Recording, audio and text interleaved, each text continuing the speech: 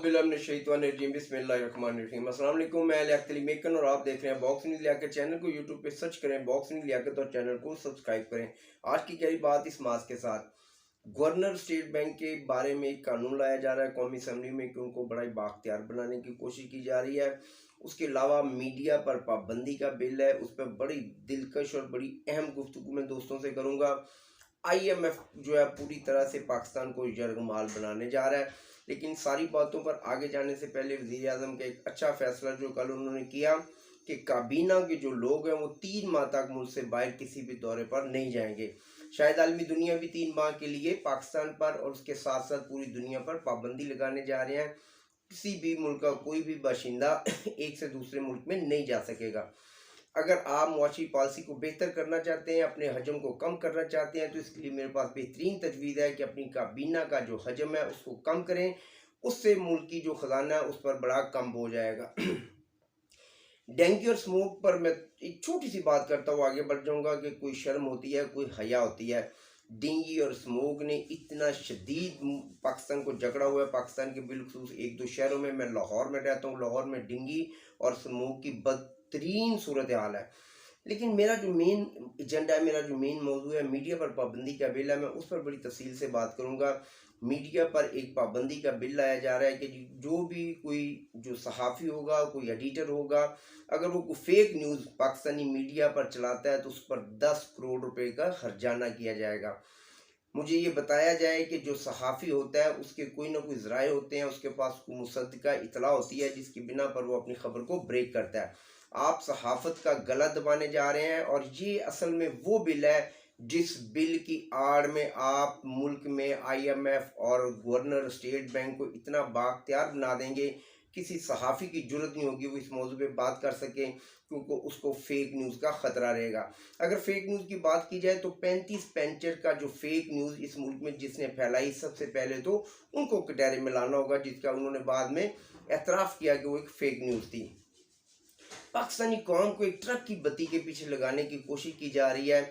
जब ये बात की जाती है कि अगले इलेक्शन में आइंदा मुंतखब होने वाली हुकूमत कौन सी हो सकती है, किसके लिए अवामी राय जो हमवार हो रही है, तो कहा जाता है कि जनाब जो PTI के हमारे दोस्त हैं उनकी तरफ से सिर्फ यही बात की जाती है कि इसके अलावा हमारे पास चॉइस क्या है। खुदा ना करे कि इनके अलावा हमारे पास चॉइस ना हो। 22 करोड़ का ये मुल्क है, दुनिया का छठा बड़ा मुल्क है, दुनिया की छठी बड़ी आबादी इस मुल्क की है, दुनिया का 7वां एटमी मुल्क है, और खुदा न खास्ता यहाँ पर चॉइस कोई नहीं है। ये दुनिया की बासलाहियत कौम है। आप ये मायूसी की बातें कौम में फैलाना छोड़ दें। इसमें बड़ी सलाहियत है, बड़े बड़े लीडर हैं मौजूद हैं जिन्होंने इस मुल्क को बरौने से आगे भी निकाला। मैं एग्जाम्पल के तौर पर एक बात करता हूँ कि कहा जाता है कि जनाब पिछलों के कर्जों की वजह से ये मुल्क दिवालिया हो गया। आप मेरी बात को कायदे आज़म से लेके आज की जो हुकूमत है यहाँ तक इस बात को समझ सकते हैं और ला भी सकते हैं। एक बाप एक दुकान शुरू करता है, एक अपना बिजनेस शुरू करता है, 1000 रुपये से जब वो अपना बिजनेस स्टार्ट करता है तो वो 10 लाख रुपए पे अपना बिजनेस लेके आता है।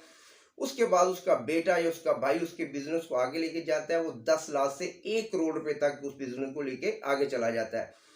लेकिन फिर एक भाई आता है जो छोटा है, बड़ा है, बेटा है या भाई है, दामाद है, जो भी है, वो आता है, आकर उस दुकान का खाना खराब कर देता है। वो दुकान, वो बिजनेस जो 1 करोड़ रुपए की वो अपना बिजनेस कर रहा था, वो वापस 1000 रुपये पर लेके चला जाता है।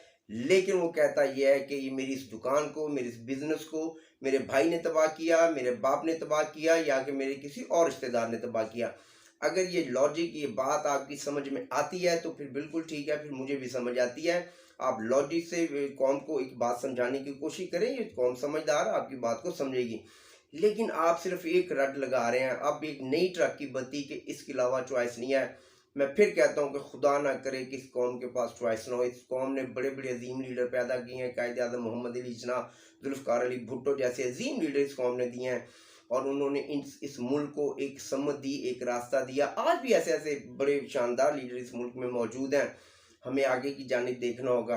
अगर इसी तरह के मीडिया पर पाबंदी का बिल लगाकर हम कौम को इतना डरा और धमका देंगे ताकि कोई बंदा आपके बारे में बात न कर सके, तो फिर सीधा सा एग्जाम्पल इस 22 करोड़ आवाम के सर कलम कर दिए जाएं, और वो तो फिर यही है कि ना रहेगा बांस और ना बजेगी बांसुरी। मैं कुलभूषण यादव पर थोड़ी बात करना चाहता था, लेकिन हालातों वाकयात को समझते हुए, क्योंकि बड़ा एक सेंसिटिव मामला है, मैं उस पर बात नहीं करूंगा।